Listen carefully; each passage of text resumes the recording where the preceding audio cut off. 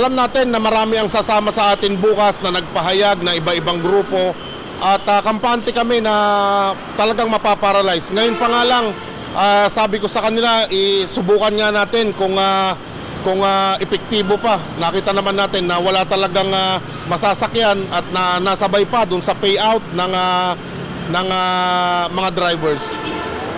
Kaya parang medyo may lakas ang loob kayo dahil nabayaran din. Diba? At least yung iba. Opo, at least yung iba talagang malakas ang loob natin dahil talagang makikisama sila, makikiisa sila kasi lalo na yung mga galit na hindi po nakakuha ng ayuda po ngayon. Gaano kayo karami bukas? Siguro po nasa pagtaya po namin ay nasa 70% na po ang sasama. Hindi lamang po ito mga jeepney, UB Express, mga TNBS at saka mga motorcycle taxi ay makakasama po natin bukas. Anong pagkakaiba kayo?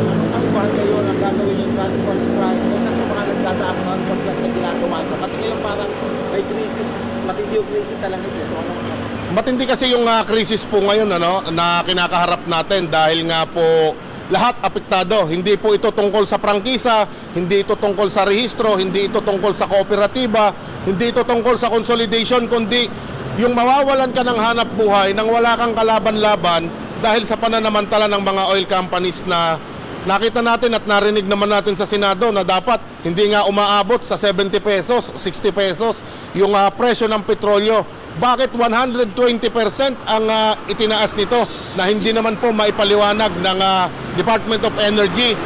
At kaya Secretary Garin, nakakatuwa kang panoorin. Nagmumukha kang spokesperson ng mga oil companies. Mas ipinagtatanggol mo pa ang mga oil companies kaysa sa interes ng mamamayang Pilipino.